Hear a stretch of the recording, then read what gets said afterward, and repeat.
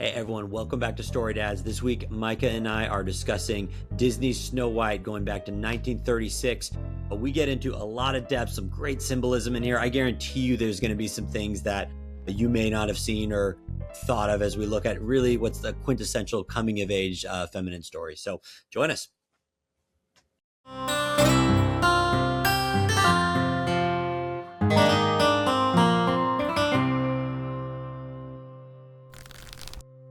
What's up, Micah? Good to see you, man. You too, brother. How's it going? It's good. I'm excited to jump back in today. We had a little hiatus. Isaac, our editor, Isaac, the famous Isaac. Editor, producer. He's the one who makes our whole everything work.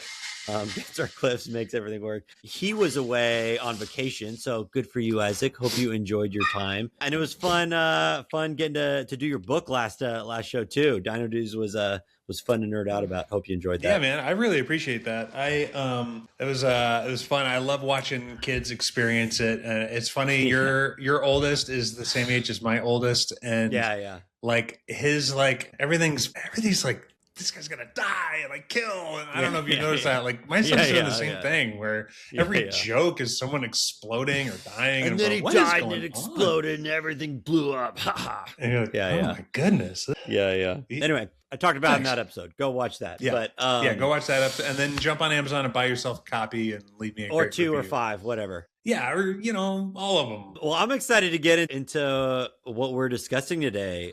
We're starting February, which is Princess Month, and do you want to introduce what movie we're discussing? Yeah, it's widely hailed as the greatest animated film of all time, which, of course, when that review was made in the late 30s, it was the only animated feature ever.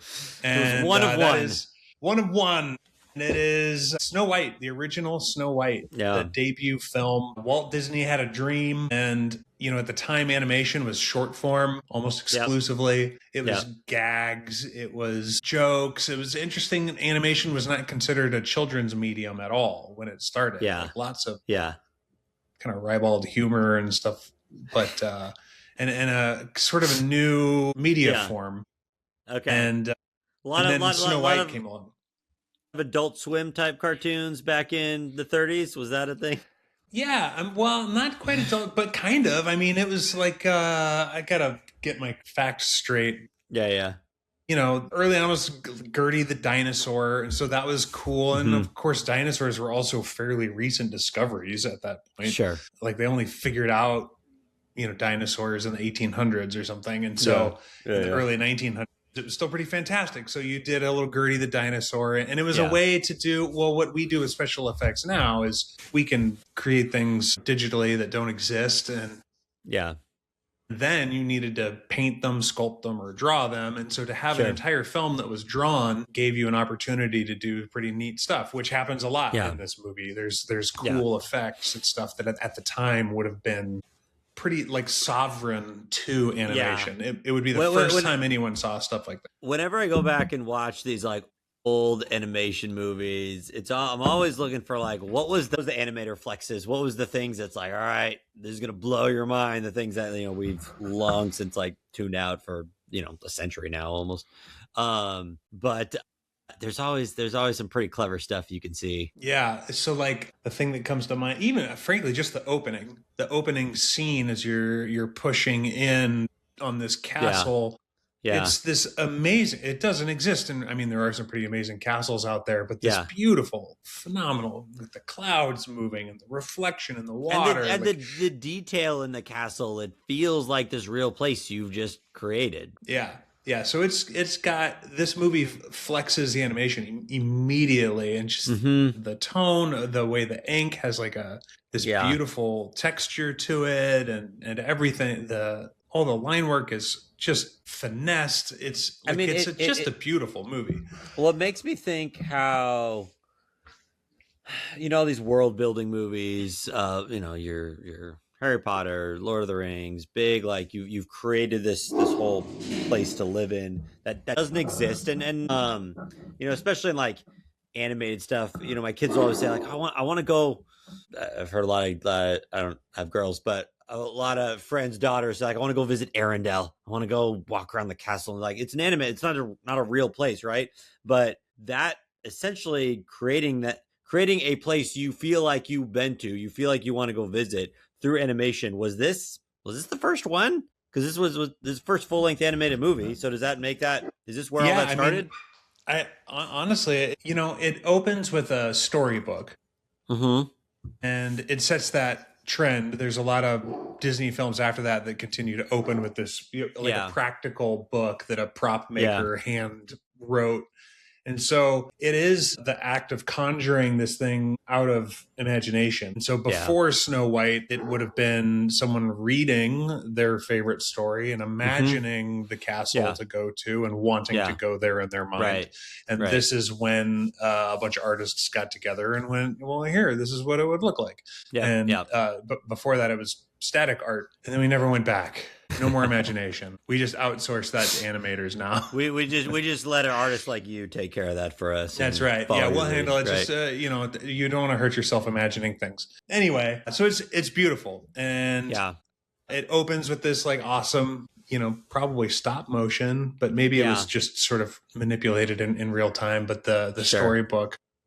Yeah, I'm excited to get into the story. There's a lot here that I think people are gonna realize like is really packed in. I know there's been a lot of remakes and stuff of Snow White, discussion about that, which I'm sure. Yeah, I'm sure we'll get into. But there's been a ton of remakes on this. I'm sure we'll get into how all of those have played out. But super old fairy tale, been around forever, and a lot of real deep symbolism here that I feel like when a story's been around like this for so long, people just tune it out. They just start taking things at face value. Obviously, when you slow down, you realize like there's some strange stuff that's happening here. I wonder what that means, and there's very good reasons why that stuff is there. So I'm excited to get this one. Yeah, well, let's jump right in. Let's go.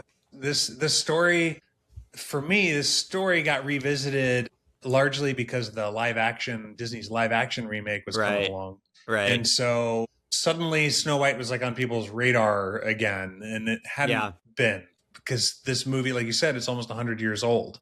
Yeah. And so it like nobody's talking about Snow White a bunch, and then they're going to make this remake, and then the nature of the way they kind of mutated or desecrated, whatever word you want to use, the story got people paying attention to it again. But, that remake aside, I don't think we need to do a comparison video. Yeah. Well, let's talk about this one. Yeah, because when I think about the themes of this, it's a princess story. It's the first Disney animated movie. It's a quintessential coming of age story for a princess. And it's about growing up, about what it means to be an adult and finding love. And I'm sure there's going to be a whole bunch of discussions and all the cynical takes you kind of mentioned on needing a man and having to cook and clean for other kids. It's like there's all the surface level cynical stuff is there.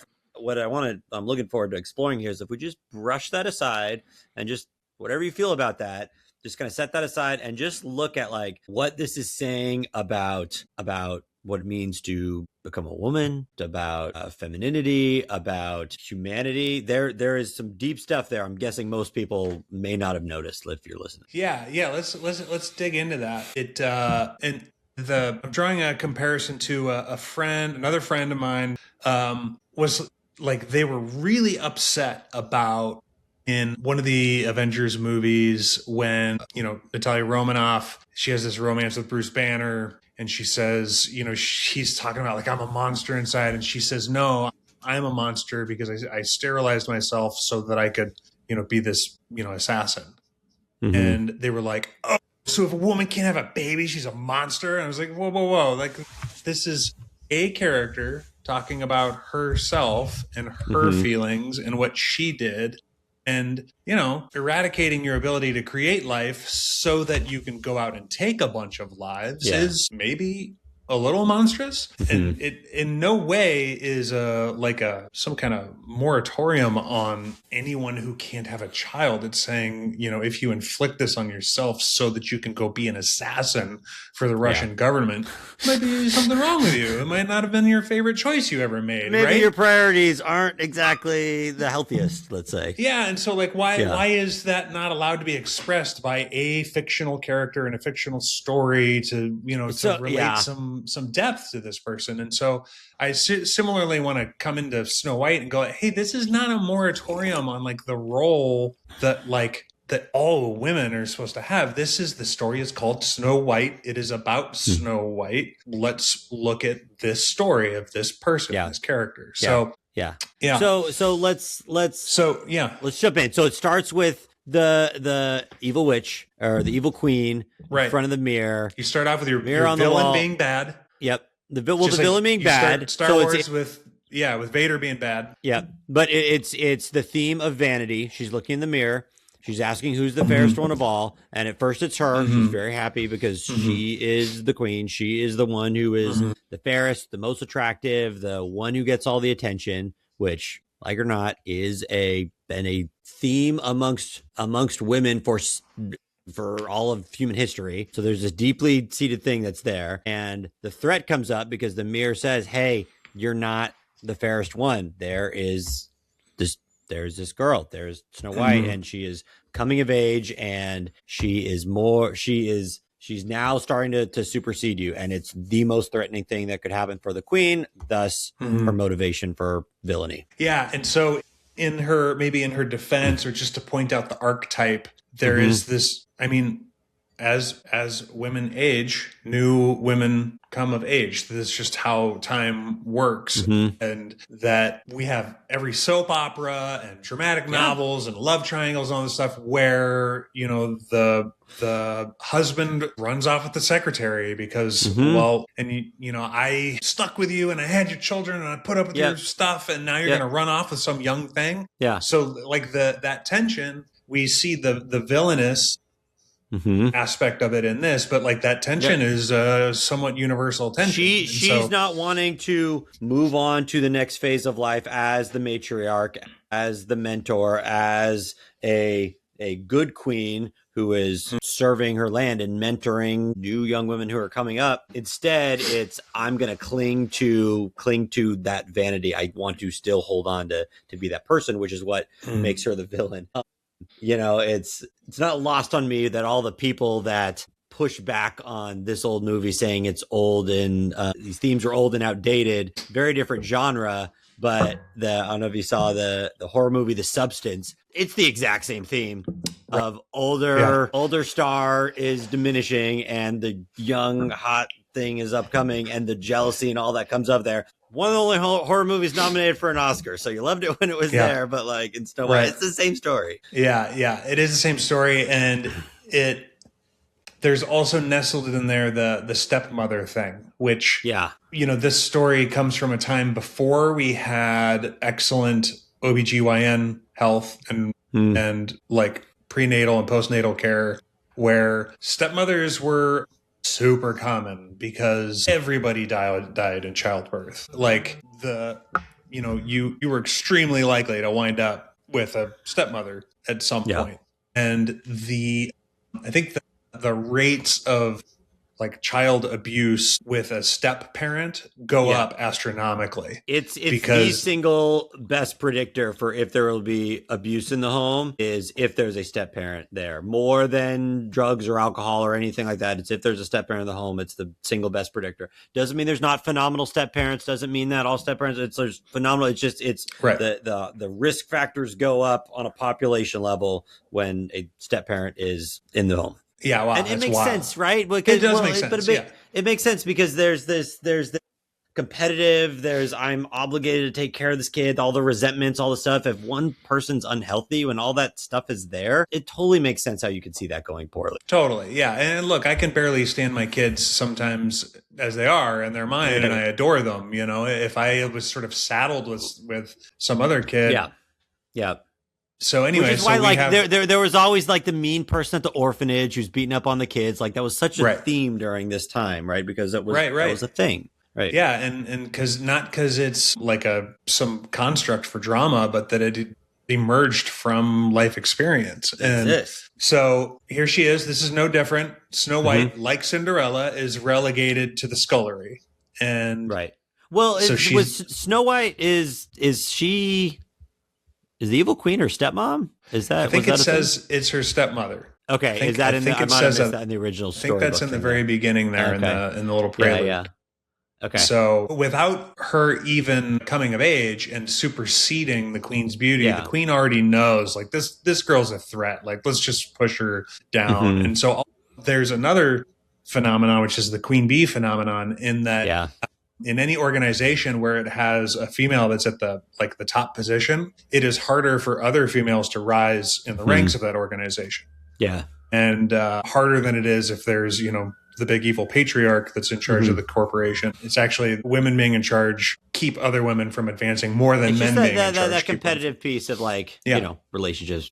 Not saying I know why, not saying there's any value judgment about it, just like that's what the data shows, right? And so we see that in this ancient story and lots of ancient stories where stepmothers that are in charge tend to push down the up and coming younger woman, right? So Snow White's sent to the scullery where she, and this I think comes back around to address the criticism that people have of the Snow White character. This is her torment. This is her abuse and her punishment from her mother is get down there, get on your knees and scrub the floors. And we see, much like Cinderella, we see that Snow White's character is not resentful or bitter. She goes to the task with humility. She finds ways to enjoy it. She goes. She shows humility and grace in the face of labor, in the face of having to work, having to take care of things around the home. Yeah, and in this case, in the case of being a princess, and everyone in the kingdom knows she's the princess, and being forced to do scullery work when you are royalty, when you are a princess. Yeah. Right. And so she goes, she sings into the well. It's this wishing well. She's wishing to fall in love, which is, wishing to grow up and all that. And then she says, if you hear the echo, it'll come true. Yeah. And then the echo that she hears is the prince that shows up. So it's almost like be careful what you wish for kind of thing. Like we talked about Beauty and the Beast, is how Belle wants to get away and have an adventure. And it's like, all right. Yeah. And so she sings into the well. The prince shows up to echo and introduces like the masculine world. This is the first time that the male aspect has entered into this little, cosm that she's in, and it frightens her and she runs off, and he sings to her, and then, she's drawn to him. And so there's this attraction of like, oh, it's surprising. It's a little scary, but like, oh, there's promise here that she's interested in. And of course we see the queen overlooking this. The thing she most deeply wants, but she's intimidated about it. She's slightly scared of it. And she doesn't know if she's quite equipped for that. Yeah. And it's alien, but it's alluring. And then the evil queen is watching and is envious. And she's envious and she's threatened. And that's when she hires the huntsman to she's like, kill this bitch.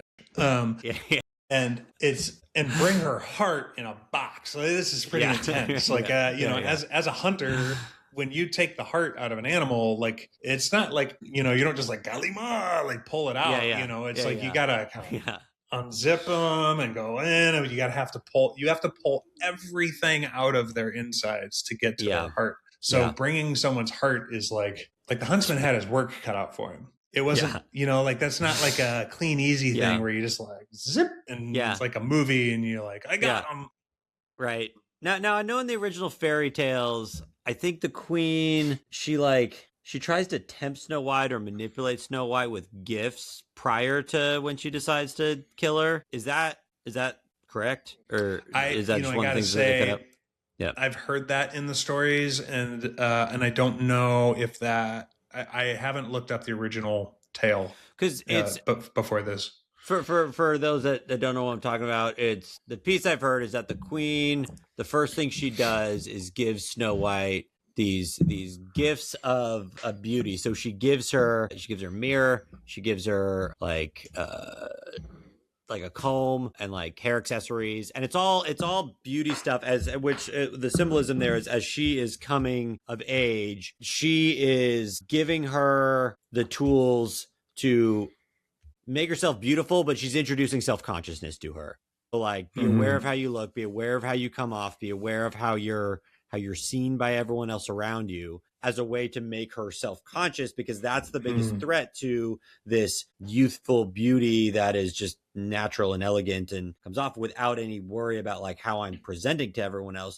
How do you turn that against itself? You introduce self-consciousness. What I noticed about it in this last rewatch, they of course, they don't do those gifts in there, but when she runs away from the huntsman, and I kind of view that as her initiation into this like competitive womanhood.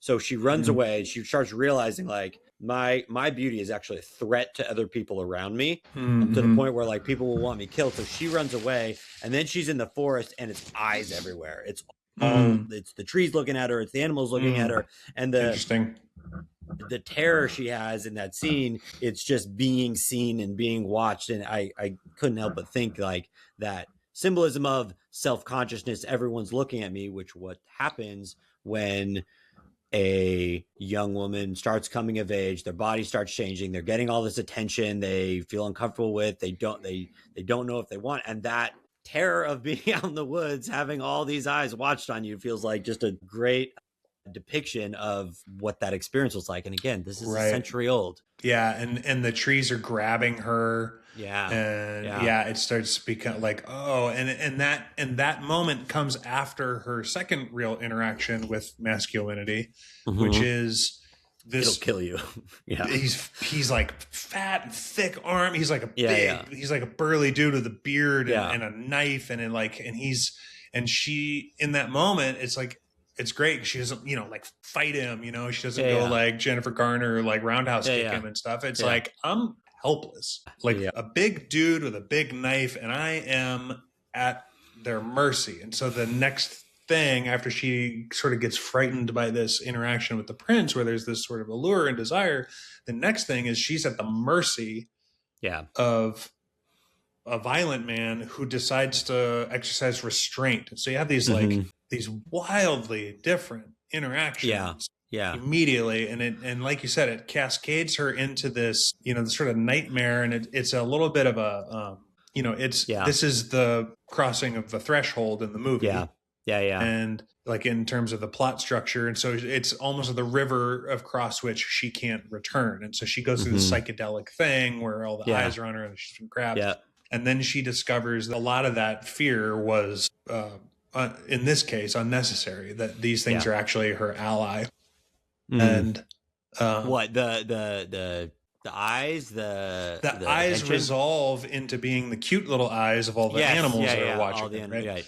And the animal friendship of the princesses is something that is also a theme throughout all these princess movies and through princess stories in general. And I have thoughts about that as well. Once we get to the dwarves, I'll articulate that. But she, in the heroic myth structure, you encounter a threshold guardian, and so in this case, the guardian is these watching eyes and all that, but it's the world and animals, and so using her kindness and her compassion and her humility, because again, she goes, I was so afraid, I'm so ashamed, and she sort of like repents and then draws in the natural world to be on her side. And if you've ever been out with beautiful young women at a bar or something, the world is kind of on their side when they, like, I have so many friends growing up, like these girls never paid for drinks, and when and they would date and they would go out on dates and just get free food all the time. If they wanted to try out a new restaurant, they would just go on a date and be like, hey, take me to this place. And like, boom, they got it, and so and it's not that there's not a cost there, because there's a flirtation with chaos and where could this take me, right? So that's what, and because I think in a lot of ways, that's the nature Snow White is learning to master there. Right. And learning to ally with it. So she goes through the threshold, encounters these threshold guardians. She makes friends of them.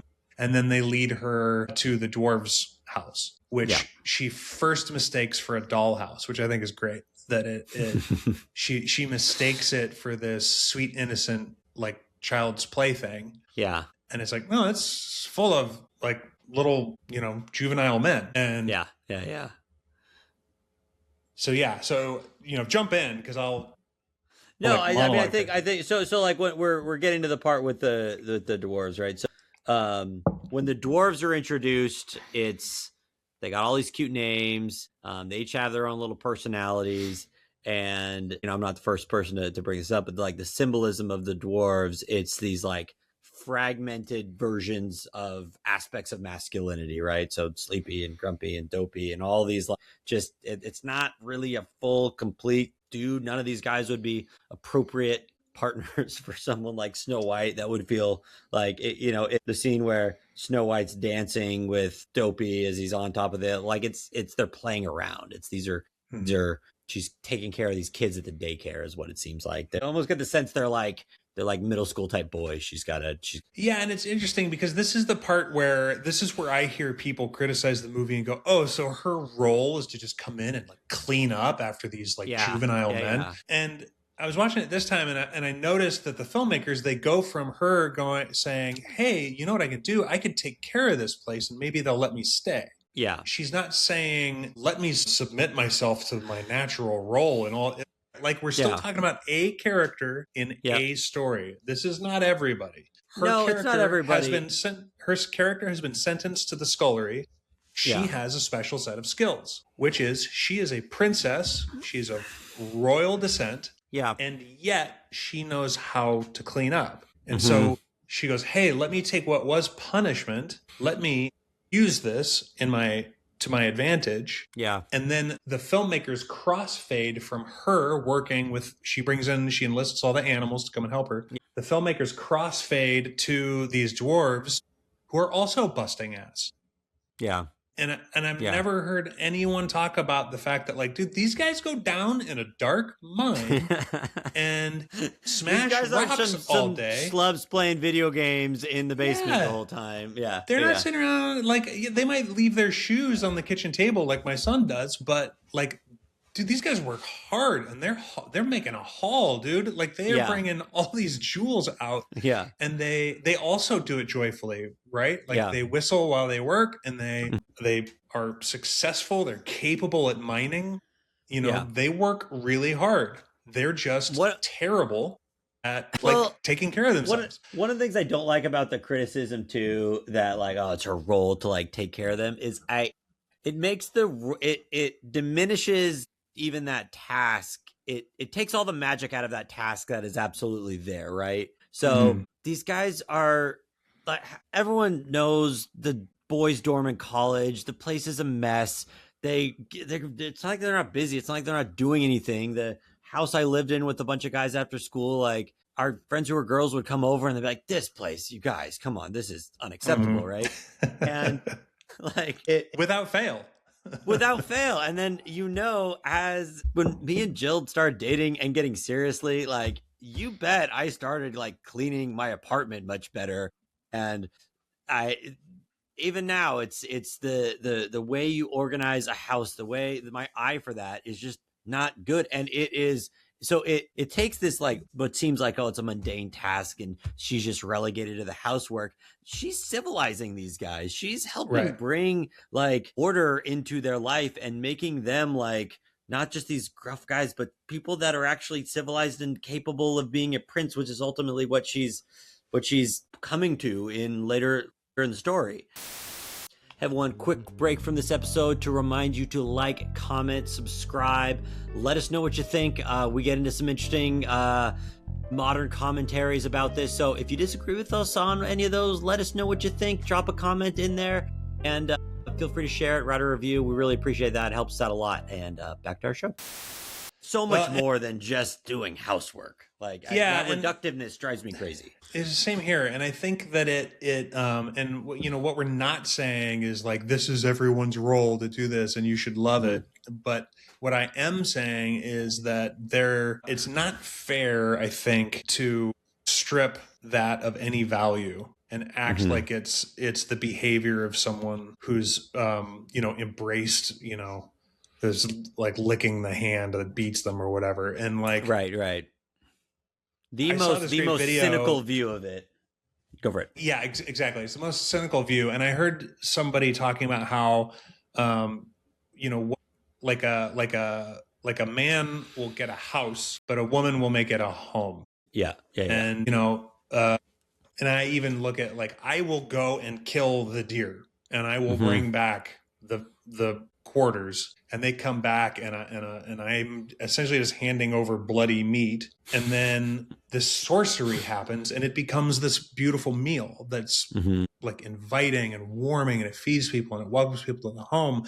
And we see the same thing where even the color palette of the dwarves' house is all gray and blue and dark. And then one scene later, which I think is supposed to be a single day. Like I think after we jump to the, you know, the midpoint where the queen realizes that the heart is a pig's heart and she's going to go, you know, in disguise, they come back and like they haven't figured out sleeping arrangements yet. So I think it's all just been one day that Snow White has been there. And in one day, their lives go from working in mines to cold, dirty, cobwebby dormitory. The colors are golden and warm and bright, and she brings life to this. And if she is a princess, this is her first time being in a place of governance, right? She doesn't come in and slave. She comes in and tells them what to do.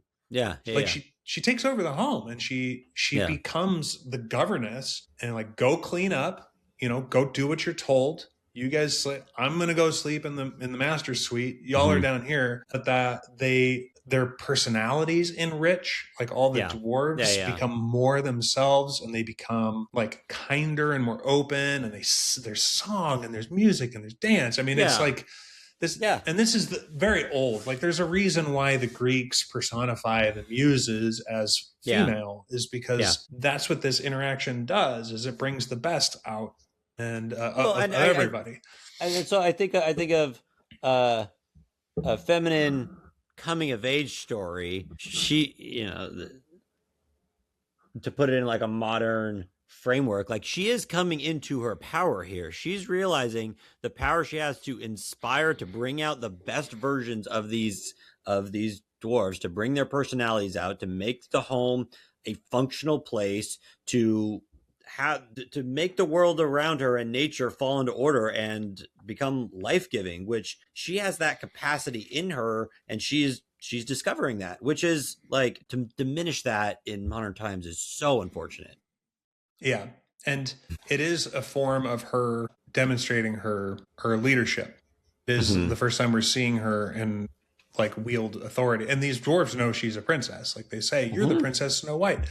So, you know, signs are good for this kingdom if this is the virtue and everything that she has in her. And this idea that if she is the princess, she is going to be queen. The fact that she has done some scullery like grounds her to the people. It's the same thing as Jesus stripping down into a towel to wash feet is what we want to see from the King of Kings or from our queen or whatever, is we want to see a servant's heart, like servant leadership.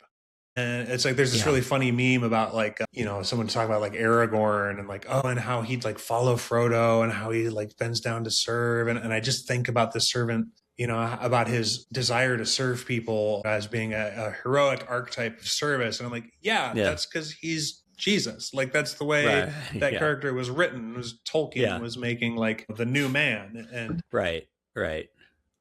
So we see that in Snow White. It's not an act of subservience. It's an act of mercy and kindness and humility. So anyway, which so she does that. You think of the opposite, which would be she gets there, these losers' place is terrible, and why would I even stay here? Okay, well now she's got nowhere else to go, so she's out in the woods, she's gonna get hungry for herself, right? She's gonna get hungry, and it just meant like you think of the like, I don't even think of it as like my standards are too high, but it's like I view myself above having to deal with anyone's issues or immaturities or anything like that. I'm not going to come and help them. I shouldn't have to do that. You're going to be isolated. You're going to be on the outs and not ever, if you are unwilling to serve and support other people, you're going to be left lonely. Yeah.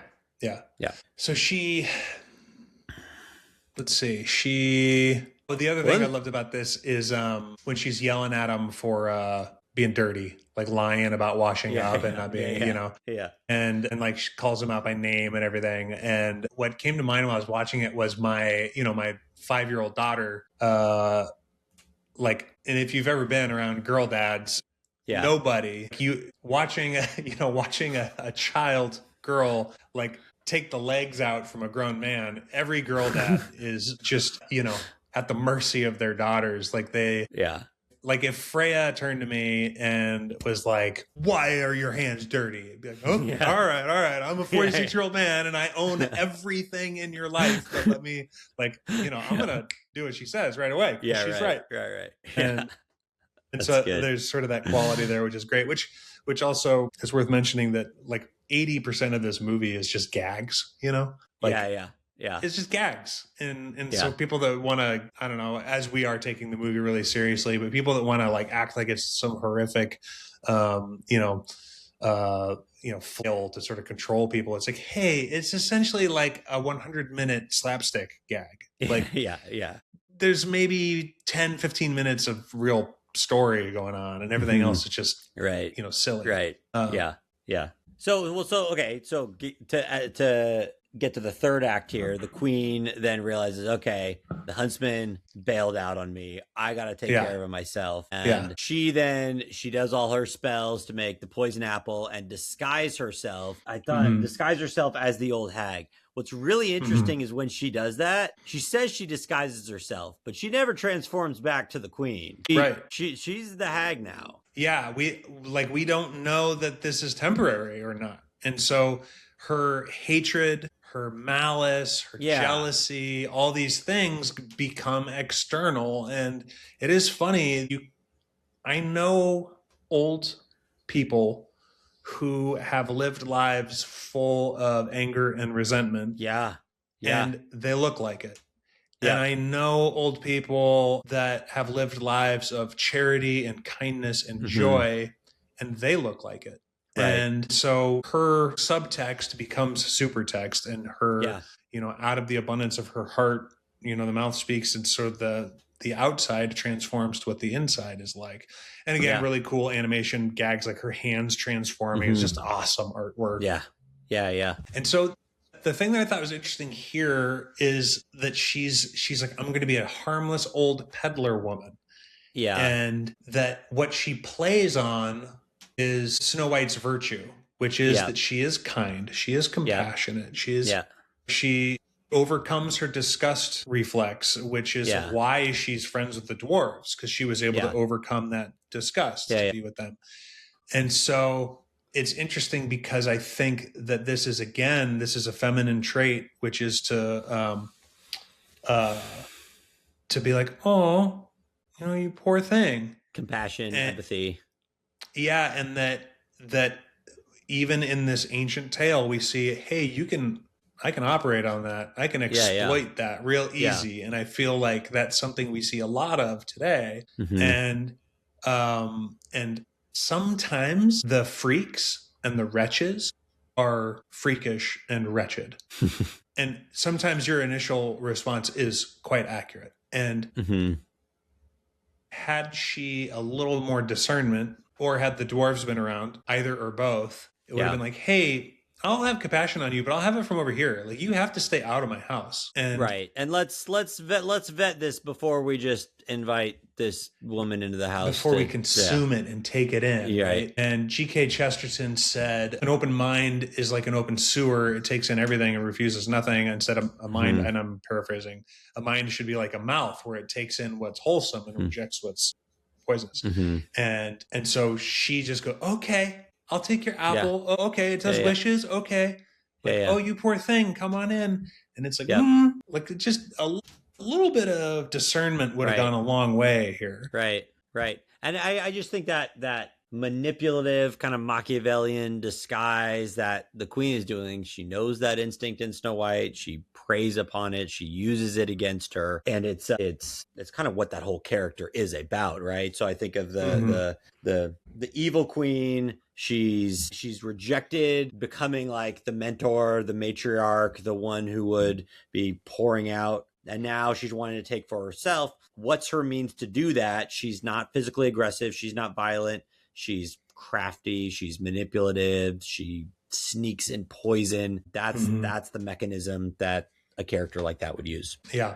Yeah. And so it also isn't lost on me that she sort of conjures these powers that are bigger than herself in order to get her revenge, or her I guess not revenge, because Snow White hasn't done anything to her, but her malice, and the thunderbolt that she summons to give her the ability to go do this. And it's the thunderbolt that winds up taking her out. Yeah. And so Villain so villain comeuppance, she, as the audience, we see those vultures. We think the vultures are like on her side and this harbinger of like her team, you know? And we find out like, oh, vultures aren't on anyone's side. And so she, you know, she thinks that she's won. She's scaling this mountain. She starts messing with the earth element, right? Like she kind of wanders into the domain of the dwarves and is like, I'm going to use the mountain against you, even though you naturally are of the mountain. The mountain and the thunderbolt sort of go, you don't really know what you're doing. So between the divine powers that she's flirted with and between crossing into a threshold that's not her domain, they both kind of go. That's interesting. Because she's trying to use the stick to push the boulder down on the dwarves. The dwarves aren't even like that. That boulder's not going anywhere. Like, I don't know what she thinks she's doing. Right. They're not threatened by it at all, right? Yeah, because they know, like, it's our mountain. Like, we are the mountain. They know, you know, where you're on our home turf, man. We know exactly every rock and stick and how everything here works. We work these lands. We grind the earth here. Yeah, and she's powerless against it. Yeah, and so this is in the era where we had the unrepentant villain that was committed to their course. You know, that era, there aren't a lot of those villains anymore. Nothing comes to mind as far as recent movies where villains have remained unrepentant.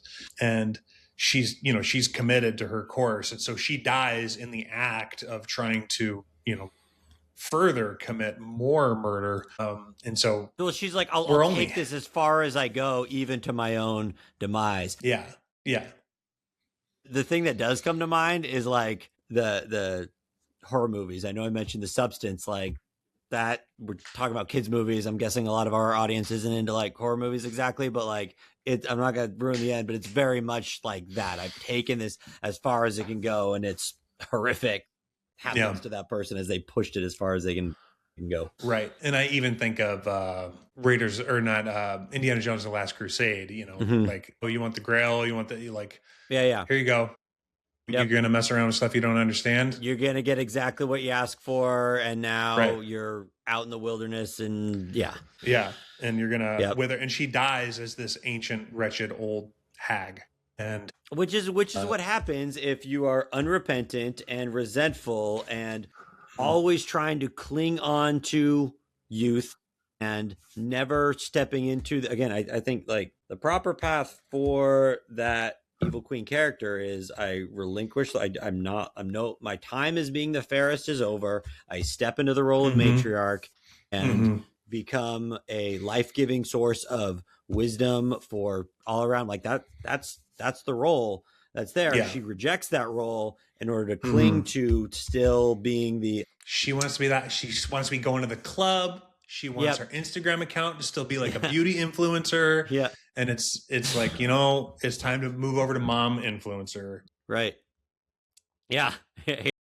And I think this is like a very prescient message now, because I am seeing, as you know, the massive generation before us, as the baby boomers, as they're aging out, I see this in real life, people hanging on to their political office until they die, hanging on to their job until they die, hanging on to their fortunes until they die. And hey, you still die, and you didn't take it with you, and you forfeited the ability to mentor and nurture and actually hand over, the stewardship of this world or this fortune or this political office or whatever it is. The power, the influence, the fortune that you've used, what is it for? And if it never adjusts to like, if it's all just my own consumption, you just push it to that point. But what's it for? Well, it's for something larger than myself. And I'm actually pouring back into my family, my community, my friends. And at that stage of life, when you've accumulated all those things, you have the ability to do that. And if you reject that, that's that fork in the road. Do I step into the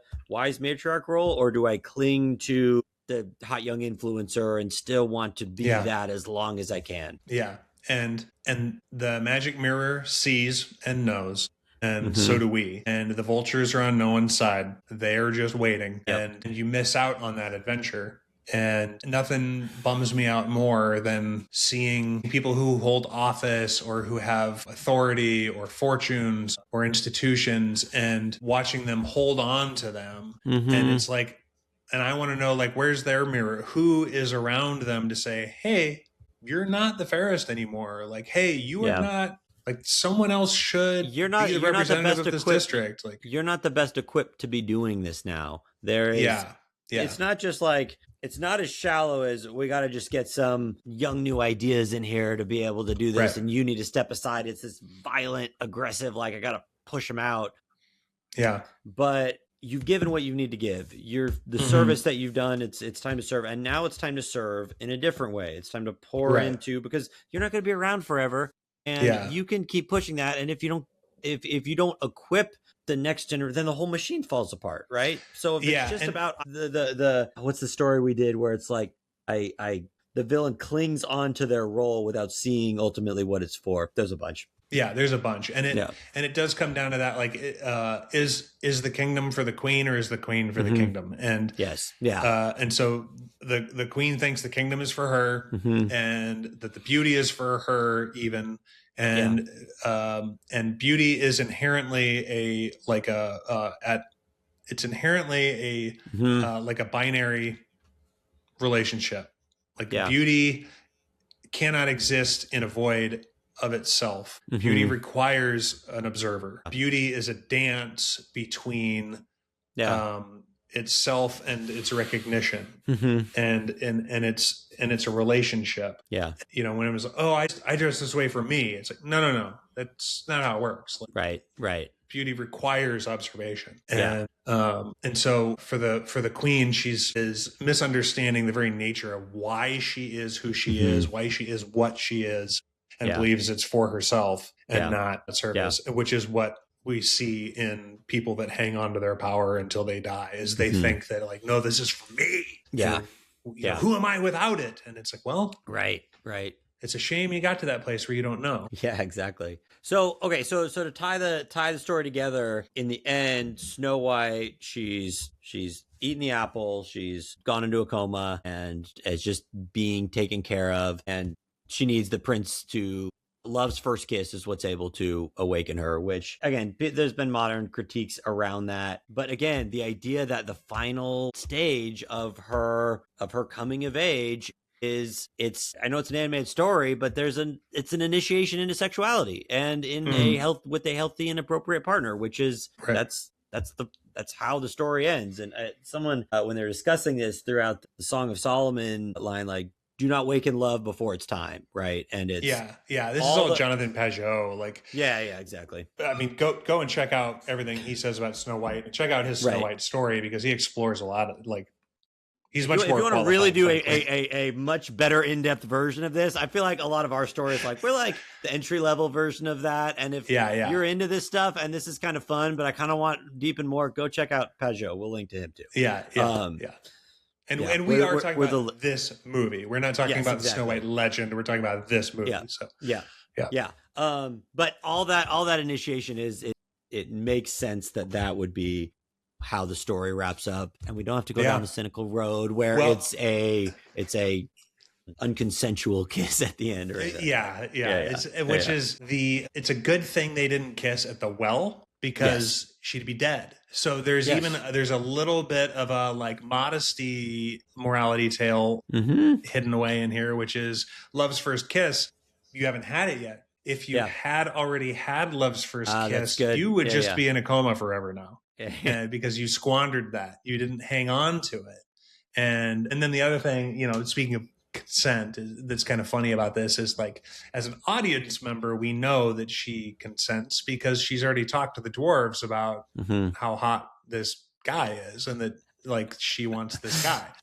Yeah. He doesn't know that though, right? And so that's the funny thing about like, okay, how do I find out? Like, that initiation of the first kiss is I gotta try. A hell of a negotiation, man. Yeah. Yeah. So in order for the prince to find out if she's consenting or not, he's gotta at least try to kiss her. Now if she woke up and was like, "What?" Then obviously he should take the hint. But like that, it's funny, this idea that like consent is like this light that switches on or off like a panel, and that like everyone knows, and I need pre-written like it's like, well, it's a dance. It's like, do you learn how to dance or not? And if if there's I don't want to dance anymore, you stop dancing. Good, like have that no, right? But you learn how to dance. And if the prince was ugly and maybe like played too much Call of Duty, then all of a sudden it's not consensual. But if it was that, he'd be one of the dwarves, right? Like that's true.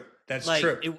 That's why he's the prince, is because he is the one worthy of the fairest of them all, because he is integrated and the healthy masculine version that is an appropriate partner for Snow White.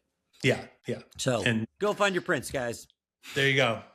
First, be a prince. Be the kind of prince that is worth waiting for and consenting to, and then so this is fun. I'm excited. We're getting in this stretch of old Disney. February, we're gonna do a little run of princess stories here. We got 3 in, so I think what do we talk about doing? We're doing this one next week is Prince and the Frog Mardi Gras celebration, so join us for that. And then after that, we're gonna talk Robin Hood. Awesome.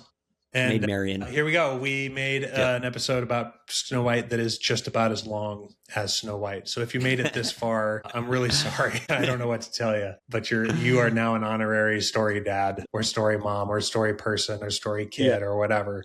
You made it. Thanks. We'll see you next time, guys. Yep. Hey everyone, that was Snow White. Thanks so much for joining us. If you made it to the end, again, we really appreciate it. One more reminder to like, comment, subscribe, read a review. Those help us out a lot. And stay tuned for next time where we discuss Princess and the Frog. Thanks for being with us.